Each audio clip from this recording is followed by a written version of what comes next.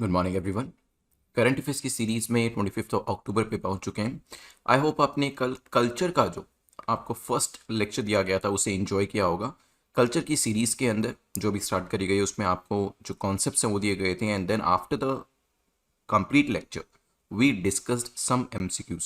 So if you have already seen the lecture then that's good. I hope you scored well. और अगर आपने वो lecture नहीं देखा है कल वाला उसे ज़रूर देख लीजिएगा। This is brief introduction about me. My name is Prince Luthra, All India rank 577 from UPSC CSE 2014 batch. और आज जो इंपॉर्टेंट एरियाज को हम डिस्कस करने वाले हैं वो एक बार देख लेते हैं। तो आज हमारा डिस्कशन जो है वो होगा यहाँ पर MCC model code of conduct को लेकर हमारे दो क्वेश्चंस रहेंगे। ब्राइबरी को लेकर रहेगा एक क्वेश्चन, देन हमारा यहाँ पर एक वाइल्ड लाइफ सेंचुरी को लेकर क्वेश्चन रहने वाला है। फ्लैक्स फ्यूल व्हीकल के बारे में जानेंगे। इसके बाद बायो एंजाइम को डिस्कस करते हुए पॉलीग्राफ टेस्ट के बारे में डिस्कशन करेंगे। देन UNFCCC के बारे में जानेंगे। इसके बाद एक क्वेश्चन बायोमास पैलेट्स के लेकर आएगा और फिर बायोमास को फायरिंग को लेकर भी एक क्वेश्चन डिस्कस करने वाले हैं। जो लोग 2022 के लिए तैयारी कर रहे हैं, सी फॉर 2022 एग्जाम, आपके जो मॉक टेस्ट है, free all India mock test है, that is available on exam.netmock.com। आप यहाँ पर जाकर इस टेस्ट को अटेम्प्ट कर सकते हैं और ऑल इंडिया आपकी जो रैंकिंग होगी वो आप यहाँ पर दर्ज करा सकते हैं। So basically you will get an idea कि ऑल इंडिया लेवल पे आप कहाँ पर स्कोर कर रहे हैं।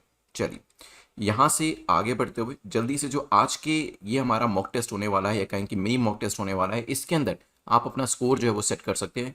कट ऑफ जो रखी गई है इस एग्जाम के लिए वो 5 की है, तो 5 या 5 से ज़्यादा आपको स्कोर करना है to be in the safe zone. Less than 5 score आता है तो फिर यहाँ पे आपको दोबारा से इसे रिवाइज भी करना पड़ेगा। यहाँ पर आप जितना चाहें स्कोर अपना टारगेट के लिए रख सकते हैं, चाहे आप 7 का स्कोर करें, 8, 9, 10 कितना भी स्कोर सेट कर सकते हैं, और चाहें तो 0, 1, 2, 3, 4 नीचे वाले ब्रैकेट में भी रख सकते हैं अगर आपने अभी यहाँ पर देखना शुरू किया है। आज के फर्स्ट क्वेश्चन पे चलते हैं। The first question talks about consider the following statement about MCC model code of conduct को लेकर यहाँ पर 3 स्टेटमेंट हैं। आपको पूछा गया बताएं कौन सी स्टेटमेंट आपकी करेक्ट है, कौन सा कथन आपका सही है। These are the norms. MCC जो नॉर्म्स है ये ECI के द्वारा इंडिपेंडेंटली बिना किसी से पूछे विचार किए इसे ड्रॉ किया गया है। Political parties are suppose to comply. Political parties क्या करती है, MCC से कंप्लाई करती है। It gets alive at the time of poll schedule. जब पोल का शेड्यूल आता है तो ये पावर में आ जाते हैं, और ये till the time of conclusion, जब तक कि पूरा आपका इवैल्यूएशन हो नहीं जाता है, जब तक कि आपके पोल्स या इलेक्शन हो नहीं जाते हैं, तब तक ये पावर में रहता है। 10 सेकंड का जो टाइम है वो मैं आपका शुरू कर देता हूं। आप सोचिए इसके बारे में क्या होगा, फिर यहां पर डिस्कशन हम करने वाले हैं। सोचिए क्या आंसर हो सकता है यहां पर, फिर हम डिस्कस करेंगे। Okay, recently election commission of India दोबारा से न्यूज़ में था ये देखने के लिए कि जो MCC है वो एप्लीकेबल कहाँ पर होता है। क्या वो सिर्फ उसी एरिया में एप्लीकेबल होगा जहाँ पर इलेक्शन हो रहे हैं, या फिर पूरे डिस्ट्रिक्ट में, या फिर पूरे स्टेट के अंदर। ठीक है, रिसेंटली एक नोटिफिकेशन दिया गया इलेक्शन कमीशन ऑफ इंडिया के द्वारा जिसमें ये शो किया गया मॉडल कोड कंडक्ट जो है that will be applicable only in the specific area जहाँ पर इलेक्शंस हो रहे हैं। ठीक है, ये डिजाइन किया जाता है इलेक्शन कमीशन ऑफ इंडिया के द्वारा, और ये डिजाइन किया जाता है पॉलिटिकल पार्टीज के साथ कंसल्टेशन करके, ना कि इंडिपेंडेंटली। तो पहली स्टेटमेंट विल बी इनकरेक्ट। लेकिन हाँ, पॉलिटिकल पार्टीज से ये एक्सपेक्ट किया जाता है that they will comply, they will follow, वो ये जो मॉडल कोड ऑफ कंडक्ट है उसको फॉलो करने वाले हैं, और ये जब से आपका शेड्यूल आता है वहां से लेकर कंक्लूजन तक ये पावर में रहता है। It means political parties are suppose to follow it. Correct answer क्या हो जाएगा, C will be the correct answer. चलिए let's move to the next question. यहां से आगे बढ़ते हुए चलते हैं, सेकंड क्वेश्चन को देखते हैं। सेकंड क्वेश्चन जो है प्रैक्टिकल आपका क्वेश्चन है काफ़ी, जैसे कि जब इलेक्शंस होते हैं काफ़ी सारे पॉलिटिकल पार्टीज के जो रिप्रेजेंटेटिव होते हैं, जो कैंडिडेट्स होते हैं, वो लिकर को डिस्ट्रीब्यूट करते हैं, ब्राइबरी भी करी जाती है। ठीक है, और यहाँ पे कास्ट के कम्युनिटी के बेसिस पे भी वोट मांगे जाते हैं। तो ये जो प्रोहिबिट किया हुआ है, क्योंकि देखिए ये सारे practices even though ground level पे आपको देखने को मिलेगी, रियलिटी के अंदर ये चीज़ें होती हैं, इवन दो ये चीज़ें मना करी गई हैं, लेकिन फिर भी जीतने के लिए काफ़ी सारे कैंडिडेट्स इनका सहारा लेते हैं। तो ये किसके अंतर्गत प्रोहिबिट करी गई है, क्या MCC के अंतर्गत, क्या लॉ कमीशन के अंतर्गत, election commission of India act के अंतर्गत, या फिर रिप्रेजेंटेशन ऑफ पीपल एक्ट के अंतर्गत। सोचिए, क्वेश्चन को ध्यान से पढ़े, वो सबसे बड़ा हिंट आपका है, फिर करेंगे डिस्कशन। अगर आप देखेंगे क्वेश्चन में लिखा है एक्ट, यहाँ पे एक्ट को लेकर, अधिनियम को लेकर पूछा गया, तो पहली दो स्टेटमेंट तो वैसे ही इनकरेक्ट हो जाती हैं। इवन तो एमसीसी के अंदर भी ऐसी प्रैक्टिसेस को मना किया गया है, लेकिन क्वेश्चन क्या पूछ रहा है आपसे, एक्ट कौन सा है। सो रिप्रेजेंटेशन ऑफ पीपल एक्ट 1951 का जो है करेक्ट आंसर क्या हो जाएगा, डी। वो मना करता है इस तरीके की चीजों को करने के लिए, और यहां पर अगर ऐसी चीजें करी जाती है तो फिर यहां पर जो इलेक्शन कमीशन ऑफ इंडिया है वो सर्टेन स्टेप्स को ले सकता है। करेक्ट आंसर क्या हो जाएगा, D will be the correct answer. यहां से आगे बढ़ते हुए चलते हैं। डेप्रीगढ़ वाइल्ड लाइफ सेंचुरी कहां पर लोकेट करती है, 4 राज्यों के नाम आपको दिए हैं। क्या ये उड़ीसा के अंदर है, वेस्ट बंगाल के अंदर है, तेलंगाना में है, या फिर तमिलनाडु के अंदर है। तो यहाँ पे 10 सेकंड का टाइम आपके पास है, सोचिए इसके बारे में। रिसेंटली हुआ क्या है, रिसेंटली एक गवर्नमेंट है जिसने कुछ फैमिलीज को डिस्प्लेस करने में हेल्प करी है यहाँ पर, क्योंकि वाइल्ड लाइफ सेंचुरीज में ये फैमिलीज इसके आसपास रहा करती थी, और यहाँ पर मैन एनिमल कॉन्फ्लिक्ट जो है उसको रिड्यूस करने के लिए, आप जानते हैं जो भी इस तरीके की सेंचुरीज होती हैं या फिर जो जंगल वाले एरिया होते हैं, वहाँ पर आसपास में जो गांव होते हैं, वहाँ पर कई बार शेर या हाथी चले जाते हैं, और फिर एक तरीके से दोनों के बीच में कॉन्फ्लिक्ट देखने को मिलता है, क्योंकि जंगली जानवर अपने तरीके से बिहेव करता है और जो ह्यूमन बींग्स हैं वो अपने तरीके से बिहेव करते हैं। तो यहाँ पर इसी मैन एनिमल कॉन्फ्लिक्ट को दूर किया जा सके, खत्म किया जा सके, यहाँ पर कुछ फैमिलीज को डिस्प्लेस करने की बात करी गई है, और उड़ीसा गवर्नमेंट जो है वो ऐसा कदम उठा रही है। तो करेक्ट आंसर क्या हो जाएगा, A will be the correct answer, Debrigarh wildlife sanctuary. ध्यान रखिएगा इसके बारे में भी, ए यहाँ पर करेक्ट आंसर आपका हो जाएगा। Let's move to the next question which is question number 4, जो कि फ्लैक्स फ्यूल व्हीकल को लेकर पूछ रहा है। बताएं कौन सी स्टेटमेंट फ्लैक्स फ्यूल व्हीकल को लेकर सही है। ये क्या करेगा, अगर फ्लैक्स फ्यूल व्हीकल आ जाता है तो हमारा ऑयल इंपोर्ट बिल कम हो जाएगा, हो सकता है इंडिया का जो एग्रीकल्चर सेक्टर है उसको भी यहाँ पर काफ़ी ज़्यादा बढ़ावा मिलने वाला है, और व्हीकल की एफिशिएंसी जो है वो रिड्यूस हो सकती है। सोचिए 10 सेकंड का टाइम आपके पास है। फ्लैक्स फ्यूल व्हीकल, जिसे कि फ्लेक्सिबल फ्यूल व्हीकल भी कहा जा सकता है। फ्लेक्सिबल कहने का रीज़न यही है क्योंकि इसके अंतर्गत जो आपकी ऑयल गैसेज होती हैं उसको तो इस्तेमाल किया जाता है, मतलब जो पेट्रोल और डीजल है वो तो यहाँ पर यूज़ किया ही जाएगा, लेकिन आजकल आप जानते हैं कि हम क्या करने वाले हैं, हम यहाँ पे इथेनॉल को मिक्स करने वाले हैं। E20 का टारगेट जो है 2025 के लिए रखा गया, और फाइनली E100 तक भी हमें जाना है। तो यहाँ पर अगर मिक्स्ड आपके जो वेरियस फ्यूल होते हैं वो आगे जाकर यूज करने हैं, तो उसके कंपैटिबल में हमें व्हीकल्स भी चाहिए होंगे, ठीक है। क्योंकि आजकल आपने देखा होगा कुछ तरीके के व्हीकल्स है जिसमें पेट्रोल भी काम करता है, डीजल भी काम करता है, गैस भी काम करती है। तो उसी तरीके से हमें ऐसे फ्लेक्सिबल फ्यूल व्हीकल चाहिए जिसमें कि काफ़ी सारी चीज़ों को यूज़ किया जा सके। इससे क्या होगा, देखिए अगर किसी व्हीकल के अंदर इथेनॉल का इस्तेमाल किया जा सकता है, मतलब हम उसके अंदर कम से कम पेट्रोल डलवाएंगे। पेट्रोल कम होने का मतलब ये है कि हमारा इंपोर्ट बिल कम होगा, क्योंकि पेट्रोल की खपत यहाँ पर कम होने वाली है। So we will be using less and less petrol. India के एग्रीकल्चर सेक्टर को कैसे बढ़ावा मिलेगा, क्योंकि इथेनॉल जो होता है वो शुगर से बनता है, और शुगर कहाँ से निकलती है, शुगर केन से, ठीक है। So this is basically an application based question, जैसे कि आपको कई बार एग्जाम में मिलते भी हैं। तो यहाँ पर क्या होगा, जब हम इथेनॉल का इस्तेमाल करेंगे या ऐसे व्हीकल्स लेकर आएंगे तो लोग इथेनॉल को इस्तेमाल करना ज़्यादा शुरू करेंगे, और जिसकी वजह से शुगर जो है वो ज़्यादा प्रोड्यूस करनी पड़ेगी, शुगर केन की वैल्यू भी बढ़ेगी, और यहाँ पर किसानों को ज़्यादा से ज़्यादा शुगर केन का जो शुगर केन है उसका मूल्य मिलना शुरू होगा। तो यहाँ पे इंडिया का जो एग्रीकल्चर सेक्टर है उसको भी बढ़ावा मिलेगा। क्या इससे व्हीकल की एफिशिएंसी कम होगी? देखिए सुनने में तो लगता है कि नहीं होनी चाहिए, लेकिन यहाँ पर वेरियस स्टडीज ने यही कहा है कि थोड़ा बहुत माइन्यूट डिफरेंस आपको देखने को मिल सकता है। इन शॉर्ट टर्म 6 से 7% व्हीकल एफिशिएंसी कम होगी जब हम E20 मतलब इथेनॉल 20 की ब्लेंडिंग करेंगे। किसी भी फ्यूल के अंदर 20% इथेनॉल रहेगा, 80% आपका दूसरा पेट्रोल रहेगा, तो वहां पे 6 to 7% का डिक्लाइन हमें देखने को मिल सकता है। लेकिन ये भी कहा गया है कि एक्सपर्ट्स कह रहे हैं कि E100 तक जाते जाते ओवरऑल कॉस्ट इतनी कम हो जाएगी कि अगर एफिशिएंसी कम भी होती है तो यहाँ पर कंज्यूमर को नुकसान नहीं होगा, ठीक है। तो तीसरी स्टेटमेंट जो है कि व्हीकल एफिशिएंसी रिड्यूस होगी, तो यस ये भी यहाँ पर रिड्यूस होने वाली है। तो करेक्ट आंसर क्या हो जाएगा, D will be the correct answer, ठीक है। चलिए let's move to the next question. Flexi fuel के ऊपर क्वेश्चन प्रीलिम्स और मींस दोनों के अंदर यहाँ पर बन सकता है, इंपॉर्टेंट एरिया है काफी, तो इसको अच्छे से करके जाइएगा। नेक्स्ट क्वेश्चन आपका है क्वेश्चन नंबर 5, जो कि बायो एंजाइम को लेकर है। पूछा गया बायो एंजाइम को लेकर बताएं कौन सी स्टेटमेंट आपकी करेक्ट है, कौन सा कथन सही है।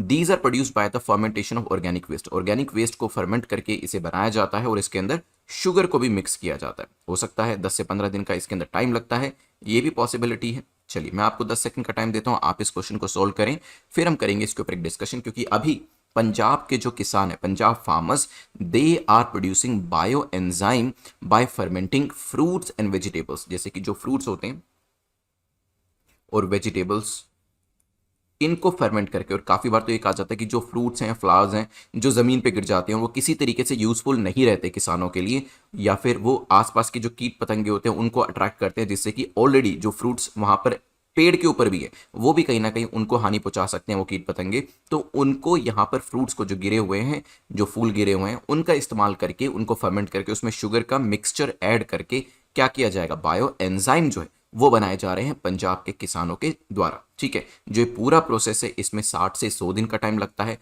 ये ध्यान रखिएगा। तो यहाँ पे जो टाइम पीरियड है तीसरी स्टेटमेंट में वो गलत है, और अगर आप तीसरी स्टेटमेंट को एलिमिनेट कर पाते आप सीधा ही अपने आंसर दैट इज ए के ऊपर पहुंच सकते थे। तो बायो एंजाइम जो है ये करा जा रहा है, ये लेकर आए जा रहे हैं किसके द्वारा, जो पंजाब के किसान हैं उनके द्वारा। ठीक है, फॉलन फ्रूट से इसे बनाया जाएगा, जो कि वैसे ही किसानों के लिए किसी भी तरीके से फायदेमंद नहीं होते हैं। चलिए, आपका मिशन यूपीएससी 2022 का जो कोर्स है आप उसको सब्सक्राइब कर सकते हैं। अभी आपका जो काफ़ी दिन से आपको जो एक कूपन दिया गया था 50% डिस्काउंट का, 50 प्लस 20% का, वो रिमूव कर दिया गया बेसिकली। तो अभी आपको इसको वैसे ही सब्सक्राइब करना पड़ेगा। But this is one of the best course, जो आपके आर्ट एंड कल्चर की जो सीरीज़ शुरू करी गई है वो पूरी सीरीज़ आपको इसके अंदर मिलेगी। वैसे ही बाकी सारी सीरीज़ भी आपको इसके अंदर मिलने वाली, जो यहाँ पे शो करी है, जो नहीं भी करी, for example ancient medieval India जो आपका है वो भी यहाँ पर कवर किया जाएगा आपके क्लास लेक्चर प्लस एमसीक्यू के थ्रू। ठीक है, तो यहाँ पर मिशन यूपीएससी 2022 को जो लोग 2022 के लिए सीरियस कैंडिडेट्स हैं वो यहाँ पर ज्वाइन कर सकते हैं। Let's move to next question which is question number 6, जो कि पॉलीग्राफ टेस्ट को लेकर पूछ रहा है। बताएं कौन सी स्टेटमेंट, या फिर कहें कि इसमें से किस किस को मेजर किया जाता है, क्योंकि पॉलीग्राफ टेस्ट काफी न्यूज में आता है लेकिन उसका साइंटिफिक एस्पेक्ट क्या है वो जानना काफी जरूरी है। तो पॉलीग्राफ टेस्ट में आखिर क्या क्या चीजों को मापा जाता है, क्या ब्लड प्रेशर को मापा जाता है, रेस्पिरेशन को, पल्स को, या फिर हमारी जो स्वेट ग्लैंड्स होती हैं उनको मेजर किया जाता है। 10 सेकंड का टाइम आपको देता हूं, सोचिए आप इसके बारे में, फिर करते हैं डिस्कशन। देखिए, रिसेंटली एक टेरर अक्यूज्ड इंडिविजुअल है जो कि पाकिस्तानी नेशनल है, उनको पकड़ा गया है और दिल्ली कोर्ट ने कहा है कि ठीक है आप चाहें तो, दिल्ली कोर्ट ने कहा है कि आप इनका पॉलीग्राफ टेस्ट चाहें तो करा सकते हैं। ठीक है, तो अब ये भी देखना पड़ेगा कि आखिर पॉलीग्राफ टेस्ट के अंदर मेजर क्या क्या किया जाता है। देखिए, ब्लड प्रेशर किया जाता है, बिल्कुल। क्या रेस्पिरेशन किया जाता है, बिल्कुल। क्या पल्स को चेक किया जाता है, और स्वेट ग्लैंड्स, ये सभी चीजें इसके अंदर मेजर करी जाती है, ध्यान रखिएगा। ठीक है, सो करेक्ट आंसर क्या हो जाएगा, D will be the correct answer. ये सभी चीजें जो है पॉलीग्राफ टेस्ट के अंदर आपकी मेजर करी जाती है। Now let's move to one more question about polygraph test, जो कि कह रहा है कि पॉलीग्राफ टेस्ट के बारे में बताएं कौन सी स्टेटमेंट आपकी करेक्ट है, कौन सा कथन सही है।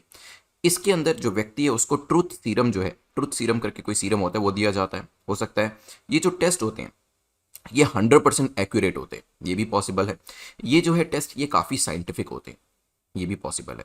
10 सेकंड का टाइम है, सोचिए इसके बारे में। देखिए, मैंने अभी आपको पीछे कुछ चीज़ें बताई कि क्या क्या इसके अंदर मेजर किया जाता है, और जब भी ये चीज़ें मेजर करते हैं, चाहे वो रेस्पिरेशन हो, चाहे वो आपकी जो स्वेट ग्लैंड्स होती हैं वो यहाँ पे मेजर करी जा रही हैं, उनको दिया जाता है एक नंबर, उनके साथ एक नंबर अटैच कर दिया जाता है। ठीक है, और वो नंबर बताता है कि क्या सच में वो एक डेंजर एरिया में आ रहा है, मतलब क्या वो व्यक्ति झूठ बोल रहा है उस नंबर के हिसाब से या सच बोल रहा है। ठीक है, तो इसमें ट्रुथ सीरम दिया जाता है क्या, बिल्कुल इसके अंदर एक ट्रुथ ड्रग दी जाती है, इसी को ट्रुथ ड्रग कहा जाता है। तो यहाँ पर वो व्यक्ति को दी जाती है और उसके बाद वो सेमी कॉन्शियस या सेमी अनकॉन्शियस स्टेट के अंदर होता है, जिसमें एक्सपेक्ट किया जाता है कि वो ज़्यादा चीज़ों को छुपाएगा नहीं। ठीक है, लेकिन हाँ, यहाँ पर ये 100% एक्यूरेट नहीं होते हैं टेस्ट, ध्यान रखिएगा। और साइंटिफिक जो इनकी एक्सेप्टेबिलिटी होती है वो भी कुछ शेकी ग्राउंड्स पे होती है, इसी वजह से इनको एक्सेप्ट भी नहीं किया जाता काफ़ी सारी कोर्ट्स के अंदर। ठीक है, तो करेक्ट आंसर क्या हो जाएगा, B will be the correct answer, क्योंकि यहाँ पे ट्रूथ सीरम दिया जाता है, सिर्फ यही स्टेटमेंट ठीक है। लेकिन हाँ, एक्यूरेसी की बात करें और इसके साइंटिफिक नेचर की बात करें वो प्रूवन नहीं है, तो correct answer will be B. Let's move to the next question, question number 8 हमारा है, जो कि बात कर रहा है UNFCCC के बारे में, United nation framework convention for climate change को लेकर पूछा जा रहा है कि बताएं करेक्ट स्टेटमेंट आपकी कौन सी होगी। क्या ये लीगली बाइंडिंग ट्रीटी है, हो सकता है। It has a legally binding protocol, क्या इसका प्रोटोकॉल लीगली बाइंडिंग है। क्या इंडिया इसके लिए एक पार्टी है। 10 सेकंड का टाइम है, सोचिए आप इसके बारे में। रिसेंटली मैं आपको बताता हूँ ग्लासगो के अंदर United nation global warming conference जो है वो काफ़ी जल्दी शुरू होने वाली, नवंबर के आई थिंक फर्स्ट वीक में होगी। इसी वजह से UNFCCC जो है वो न्यूज़ में थी। अगर बात करी जाए 196 कंट्रीज जो है वो इसकी मेंबर है, and yes India is also a party, अगर हम कहते हैं इंडिया इसकी पार्टी है तो एलिमिनेशन करिए आप ऑप्शन नंबर ए को, क्योंकि वहां पर 3 नहीं दिया है। But yes, it is not a legally binding treaty, but इसका प्रोटोकॉल जो है वो यहां पर लीगली बाइंडिंग हो सकता है। तो जैसे ही आप पहले को एलिमिनेट करते, सिर्फ ये चीज आपको पता होना चाहिए थी कि it is not legally binding, आप जिसमें 1 आ रहा है उसको एलिमिनेट करके सीधा सी को मार्क कर सकते थे। ठीक है, तो yes, it is not a legally binding treaty. ध्यान रखिएगा, ग्लासगो के अंदर अभी मीटिंग होगी, तब और भी चीजें यहां से निकल कर आएंगे, हम और भी ज्यादा इसको देन डिस्कस करने वाले हैं। Now let's move to next question which is question number 9, जो कि बात कर रहा है यहां पर 2 स्टेटमेंट देकर पूछा है कि बताएं करेक्ट स्टेटमेंट आपकी कौन सी है, कौन सा कथन आपका सही है। बायोमास पैलेट्स होते हैं, क्या होते हैं बताऊंगा अभी। Biomass pellets from agriculture waste have almost equal calorific value as compare to coal. तो इसके अंदर क्या होता है, बायोमास पैलेट्स जो होते हैं उनकी कैलोरीफिक वैल्यू जो है वो किसके बराबर होती है, कोल के बराबर होती है। अगर आपको बायोमास पैलेट्स को कोल के साथ कंबस्ट करना है तो उसके अंदर जो पावर प्लांट्स होते हैं उसमें किसी भी बदलाव की जरूरत नहीं है। देखिए, अभी न्यूज़ थी बीच में कि हम लोग क्या करेंगे, जो बायोमास जो है उसके पैलेट्स को इस्तेमाल करेंगे, क्योंकि बीच में न्यूज़ थी कि कोल जो है इसकी जो अवेलेबिलिटी है वो कम हो गई है, और अवेलेबिलिटी कम होगी तो पावर जनरेशन कम हो जाएगा। और इसी वजह से आप में से काफ़ी सारे लोगों ने मुझे फीडबैक भी दिया कि आपके स्टेट्स के अंदर इलेक्ट्रिसिटी के इश्यूज जो है वो आने शुरू हो गए हैं। मतलब पहले अगर इलेक्ट्रिसिटी जाती नहीं थी तो अभी 1-2 घंटे, या पहले 1-2 घंटे जाती थी तो अभी ज़्यादा जानी शुरू हो गई। तो कितने लोग अभी भी किस किस राज्य से हैं और इस चीज़ को फेस कर रहे हैं कि इलेक्ट्रिसिटी कट अभी पिछले कुछ दिनों में कोल की अवेलेबिलिटी कम होने की वजह से ज़्यादा होने लगे, वो मुझे कमेंट सेक्शन में ज़रूर बताइएगा। नाउ देखिए, बायोमास पैलेट्स क्या होते हैं दिखाता हूँ एक बार। So as you can see here, तो यहाँ पे बायोमास पैलेट्स जो हैं ये जो बेसिकली एग्रीकल्चर वेस्ट से क्या होगा, आपको जो कोल का रिप्लेसमेंट है वो करने की कोशिश करी जा रही है। अभी जो है स्टार्टिंग में ब्लेंडिंग से 5% करी जा रही है। 5% ब्लेंडिंग से क्या होगा, यहाँ पर कुछ हद तक कोल का रिप्लेसमेंट आप यहाँ पर करने की कोशिश करेंगे। गवर्नमेंट ऑफ इंडिया ऐसा करने की कोशिश कर रही है। अगर हम कैलोरीफिक वैल्यू की बात करते हैं तो कैलोरीफिक वैल्यू जो आपके बायोमास पैलेट्स के जैसे आपको स्क्रीन के ऊपर दिखाई दे रही है, सो इट इज इक्वल। लेकिन हाँ, एनवायरमेंट फ्रेंडली भी है ये ज़्यादा, लेकिन इसके लिए जो एग्जिस्टिंग पावर प्लांट्स है उसके अंदर आपको बदलाव करने की जरूरत पड़ने वाली है, ये ध्यान रखिएगा। ठीक है, so we need to bring a change in our existing power plants so that these pellets could be utilize with the coal. सो यहां पर देखिए, पहली स्टेटमेंट तो आपकी करेक्ट हो जाएगी, लेकिन हाँ बदलाव की जरूरत है, तो आंसर क्या हो जाएगा, A will be the correct answer. Let's move to the last question. जो लास्ट क्वेश्चन हमारा है वो बात कर रहा है बायोमास को फायरिंग को लेकर। पूछा गया है which of the following can be the consequences of introduction of biomass को फायरिंग। तो यहां पर एक चीज ध्यान रखिएगा, this is also an application based question. अगर हम बायोमास को फायरिंग करते हैं, मतलब कोल और बायोमास को साथ में कंबस्ट करते हैं, तो उससे क्या होगा, इससे स्टबल बर्निंग जो है वो इंक्रीज हो सकती है। कोल के ऊपर हमारी जो डिपेंडेंस है वो रिड्यूस होगी, एंड फार्मर्स की जो इनकम है वो यहाँ पर इंक्रीज हो सकती है। 10 सेकंड का टाइम आपके पास है, सोचिए आप इसके बारे में क्या आंसर होगा, फिर करते हैं डिस्कशन। बिल्कुल ध्यान से सोचिएगा कि क्या हो सकता है, क्या इसके कॉन्सिक्वेंसेज निकल सकते हैं, क्योंकि यूपीएससी ऐसे एप्लीकेशन बेस्ड